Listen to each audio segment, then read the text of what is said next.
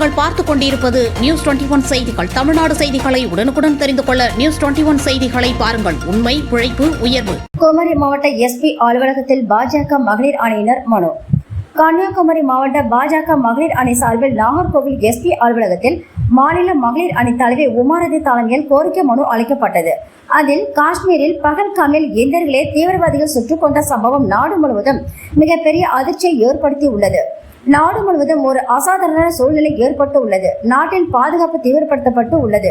நாட்டின் எல்லைகளில் பதட்டமான சூழ்நிலை நிலவி வருகிறது. இந்த சூழ்நிலையில் இந்திய ராணுவத்தினரை களங்கப்படுத்தும் விதமாக திராவிட கழகத்தை சேர்ந்த சுந்தரவல்லி சமூக வலைதளங்களில் பதிவு செய்து உள்ளார். நாட்டின் இறையாண்மைக்கும் ஒருமைப்பாட்டிற்கும் குந்தகம் விளைவிக்கும் வகையில் சமூக வலைதளங்களில் பதிவு செய்து உள்ள சுந்தரவல்லியை தேசிய பாதுகாப்பு சட்டத்தின் கீழ் கைது செய்ய கோரி இந்த மனுவில் வலியுறுத்தப்பட்டு உள்ளது. கன்னியாகுமரி மாவட்ட செய்தியாளர் சகாயராஜன்.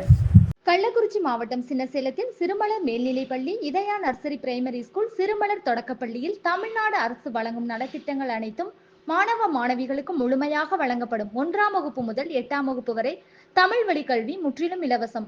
10ஆம் வகுப்பு, 11ஆம் வகுப்பு, 12ஆம் வகுப்பு மாணவிகள் 450க்கும் மேல் மதிப்பெண் எடுக்கும் மாணவ மாணவிகளுக்கு 50% கல்வி கட்டண சலுகை உண்டு. தரமான கல்வி, வளமான எதிர்காலம். மாணவ மாணவிகளை எம்பள்ளியில் சேர்க்க முந்துங்கள். மாணவ மாணவிகளின் படிப்பிற்கும் ஒழுக்கத்திற்கும் 100% வெற்றி உறுதி.